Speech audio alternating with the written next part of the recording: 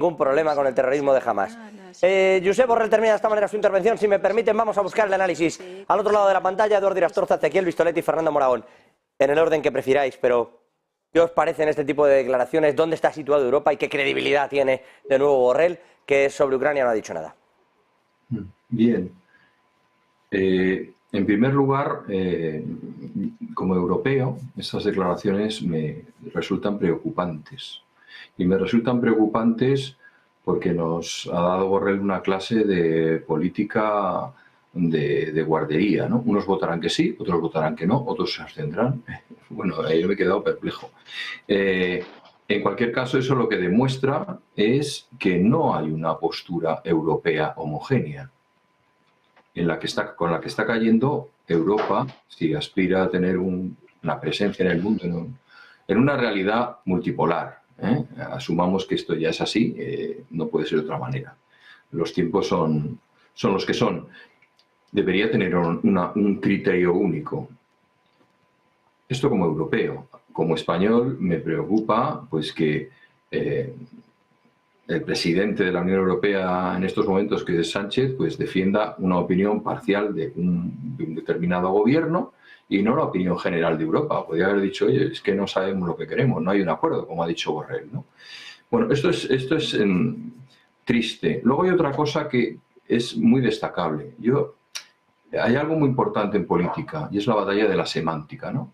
Todos los palestinos son terroristas y nosotros no, porque votamos cada 4 años, tal, y no sé qué. Bien, existe un terrorismo de Estado. Israel lleva ejerciendo una suerte de terrorismo de Estado desde hace mucho tiempo. Porque cada vez que hay un atentado no es que te metan en la cárcel, es que te tiran la casa y se la dan a alguien que pasa por ahí. O sea, es así. Lo primero que aparece después de un atentado es el bulldozer que echa abajo la casa de donde reside esta persona. Ha tenido el detalle de señalar la ocupación de territorios y colonias. Esta es otra manera, ¿no? Es la imposición por la presencia. La verdad es que siempre han estado por encima de la presencia Israel, porque cuando se repartió en el año 47, en aquella famosa reunión de la ONU, en el patinadero de Nueva York, pues a Israel, que tenía el 30% de la población, le tocó más del 60% del territorio y las mejores zonas. Esto hay que tenerlo presente. Ya en aquel momento Jerusalén se convertía en una ciudad abierta, es decir, no era la capital de Palestina, la capital de Israel, sino tenía una situación muy particular. Entonces yo creo que es muy importante, como decía, esa batalla de la semántica. Ya vemos si estos son combatientes, los otros también son combatientes. Es una guerra asimétrica, ¿vale? Pero no deja de ser una guerra en la que pues tienes soldados en los dos lados, punto. Y por último, quería señalar que, por suerte o por desgracia, para Israel, el tiempo no está corriendo a su favor, porque se le ha abierto un nuevo frente en el norte, tiene el frente del sur, tiene el Mar Negro, que le paran un petrolero que va para allá, o sea, los hutis. O sea, quiere decir que esto ya va bastante más allá de un conflicto ¿cómo diría yo? Un golpe correctivo. No, sí, pero yo no tengo tan claro, a tenor de las declaraciones del propio Netanyahu, Eduardo, si me permite, si le traslado la pregunta a Ezequiel y a Fernando, no tengo tan claro que no sea lo que Israel busca, ¿eh? Porque Netanyahu viene diciendo que ya que están en esta salsa metidos, ayer llegó a cargar contra el régimen iraní, dijo. En concreto dijo Netanyahu en una entrevista a medios israelíes, quizás sea el momento de abordar la problemática del régimen iraní, dijo. Y que todos los frentes que en realidad se nos abren tienen que ver con el régimen iraní. Cuando hablaba de Hezbollah, habla de Hamas, habla de los hutíes, habla de Irak, de las milicias rebeldes de Irak, en fin, dice, todo el mundo está detrás. Claro, la idiosincrasia sistémica en la que está instalado el Islam hace que efectivamente, si quieres, al final el ayatolá Jamenei pueda estar detrás, pero vamos, los problemas que tiene Israel van mucho más allá de abordar ese asunto en Irán. Lo que no sé yo es, por eso pregunto, Ezequiel, Moragón, os pregunto a los dos, palabras de Borrell, ¿cómo veis Europa? Pero añadiendo a lo que comenta Eduardo, ¿quiere o no quiere escalar el conflicto Israel? Bueno, a ver, es tremendo lo que nos ha contado Borrell, y es tremendo por al menos dos razones. Una, nos ratifica, nos da la información de que el grado de destrucción es como en la Segunda Guerra Mundial, como pasó en las ciudades de Dresde, Hamburgo, etcétera, que él mismo ha citado. Es decir, que lo que nos está contando, y que hay más, seguramente más de 20.000 muertos, es que se está practicando una destrucción sistemática de bienes y un asesinato de personas en masa.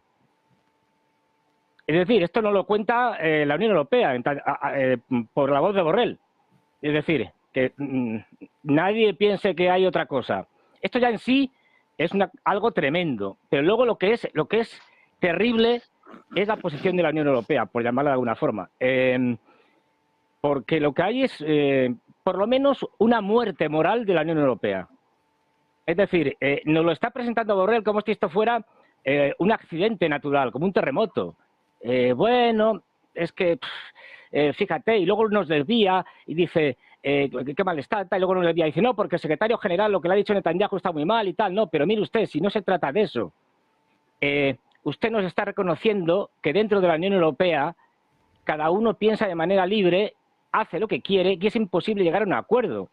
Y nos lo está presentando como algo, pues eso, como un fenómeno natural, ¿no? Contra el que no se puede hacer nada. No, no, esto no es un fenómeno natural, esto es un fenómeno humano y se puede hacer mucho. Y la Unión Europea, si quiere, lo podría hacer.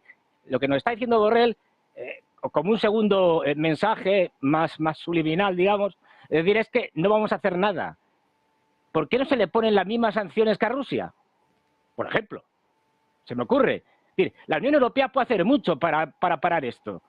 No sé si es capaz de pararlo, pero puede hacer mucho. ¿Por qué no le pone el mismo tipo de sanciones que a Rusia? ¿Por qué ese doble rasero tan terrible entre los palestinos y los ucranianos?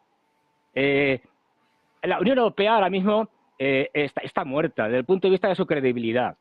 No son capaces de hacer nada ante una destrucción salvaje llevada a cabo por el gobierno de Netanyahu. Lo único que son capaces es de dar testimonio, de contarnos lo que está pasando. Es lamentable, es vergonzoso y yo no sé cómo los señores a cargo de la Unión Europea no dimitirían. Yo si fuera un alto cargo de la Unión Europea dimitiría inmediatamente. Es una vergüenza y esto no va a pasar factura porque todo el sur global nos está mirando y está mirando que a la Unión Europea no hace absolutamente nada para ayudar a Gaza. Esto nos pasará factura y muy gorda.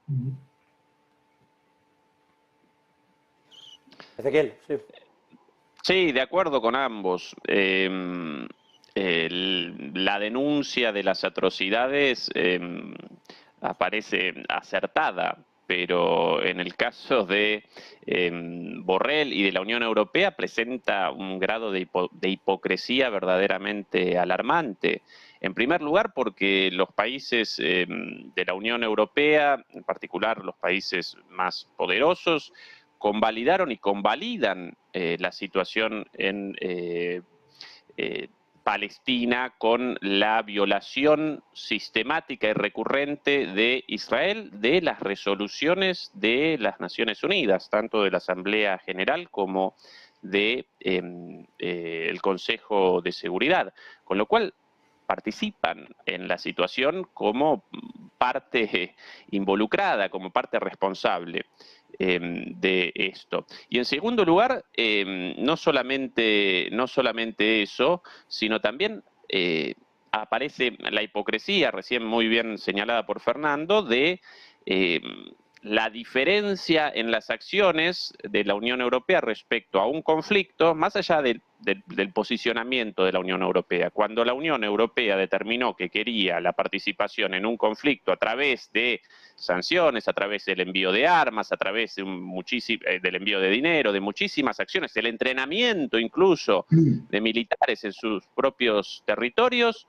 bueno, acomete convencidamente, pero cuando aparecen masacres en Palestina, realizan declaraciones de pena, no, ay, qué terrible esto en Gaza, qué malos los bombardeos indiscriminados contra la población civil, pero de acciones Nada de nada. Y por último, también aparece muy clara la desorientación de Europa en términos políticos, porque más allá de la posición de cada quien respecto a Europa frente a Ucrania, Europa frente a Gaza, ¿sí?